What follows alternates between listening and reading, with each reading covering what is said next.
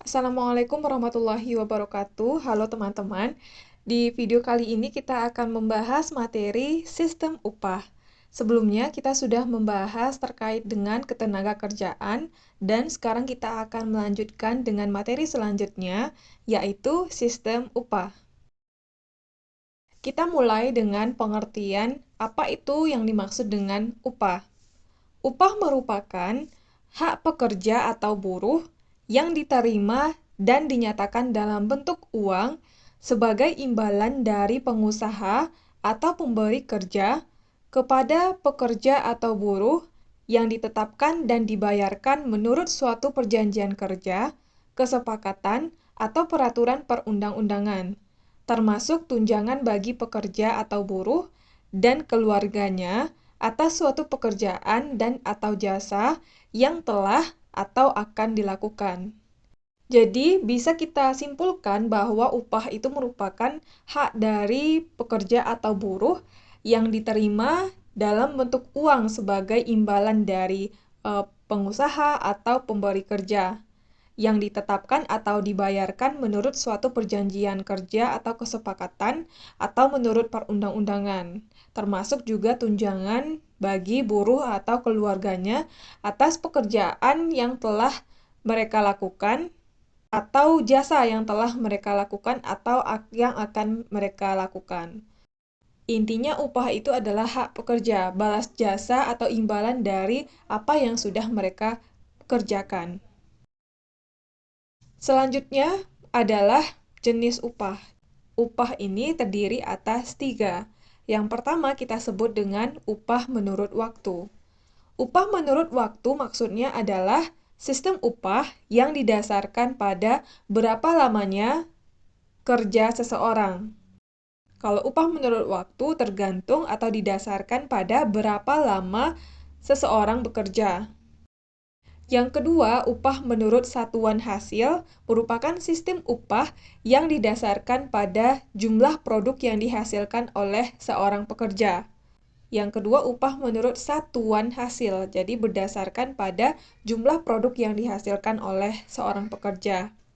Dan yang ketiga adalah upah borongan, merupakan sistem upah yang didasarkan pada kesepakatan dari yang memberi kerja dengan penerima kerja. Kalau upah borongan ini didasarkan pada kesepakatan antara yang memberi kerja dengan penerima kerja. Jenis upah ini ada 3, upah menurut waktu, upah menurut satuan hasil, dan upah borongan. Selanjutnya kita akan membahas terkait dengan upah minimum.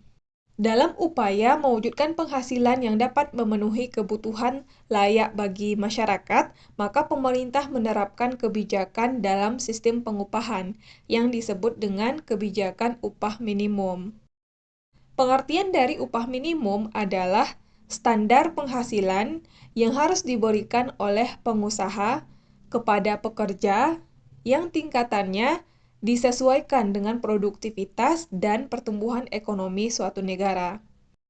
Upah minimum standar penghasilan yang harus diberikan oleh pengusaha kepada pekerja yang disesuaikan dengan produktivitas dan pertumbuhan ekonomi suatu negara. Selanjutnya ada istilah dalam sistem pengupahan ini yang disebut dengan Dewan Pengupahan.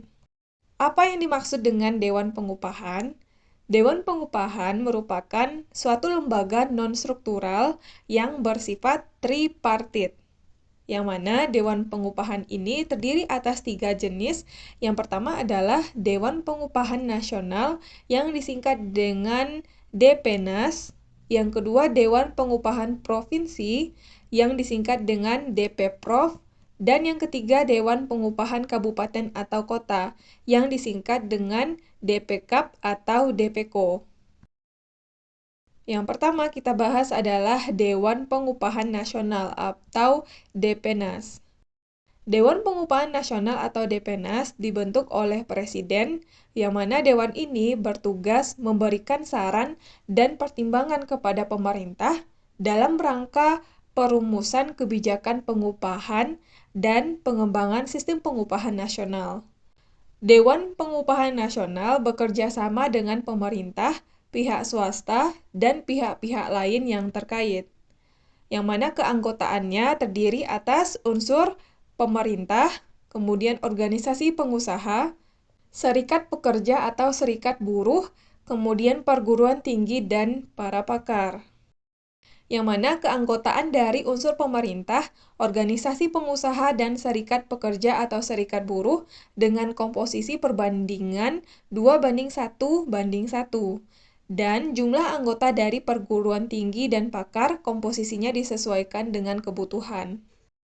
Jadi kalau Dewan Pengupahan Nasional, karena dia berada di tingkat nasional, maka tugasnya adalah memberikan saran dan pertimbangan kepada pemerintah dalam rangka perumusan kebijakan pengupahan dan pengembangan sistem pengupahan nasional, yang mana Dewan ini dibentuk oleh Presiden. Selanjutnya, yang kedua adalah Dewan Pengupahan Provinsi atau DPProv.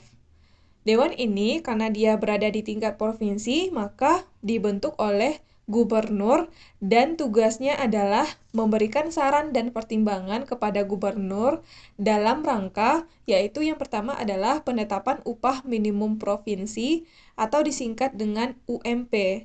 Yang kedua adalah penetapan upah minimum kabupaten atau kota atau disingkat dengan UMK, dan upah minimum sektoral disingkat dengan UMS.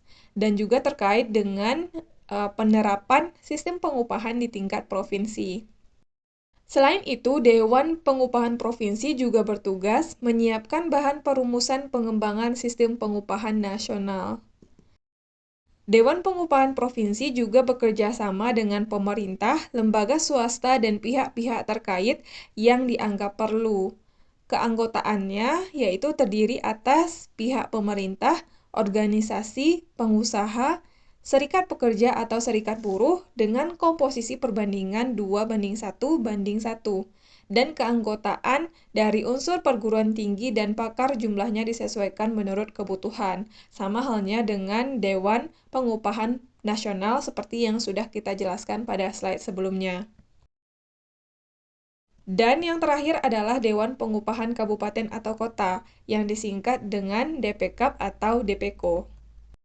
Dewan ini dipimpin oleh bupati atau wali kota, yang mana tugasnya adalah memberikan saran dan pertimbangan kepada bupati atau wali kota dalam rangka. Yang pertama adalah pengusulan upah minimum kabupaten atau kota dan atau upah minimum sektoral kabupaten atau kota, disingkat dengan UMSK. Dan yang kedua, dalam rangka penerapan sistem pengupahan di tingkat kabupaten atau kota. Dewan Pengupahan Kabupaten atau Kota juga bertugas menyiapkan bahan perumusan pengembangan sistem pengupahan nasional, seperti halnya dengan Dewan Pengupahan Provinsi, yang mana keanggotaannya terdiri atas unsur pemerintah, organisasi pengusaha, serikat pekerja atau serikat buruh, perguruan tinggi, dan juga pakar. Dan keanggotaan dari unsur pemerintah, organisasi pengusaha, dan serikat pekerja atau serikat buruh dengan komposisi perbandingannya adalah 2:1:1. Jumlah anggota dari perguruan tinggi dan pakar komposisinya disesuaikan dengan kebutuhan, sama halnya dengan Dewan Pengupahan Nasional dan Dewan Pengupahan Provinsi. Oke, sekian materi terkait sistem upah. Semoga video ini bermanfaat untuk teman-teman. Terima kasih buat yang udah nonton sampai akhir. Sampai ketemu di video selanjutnya.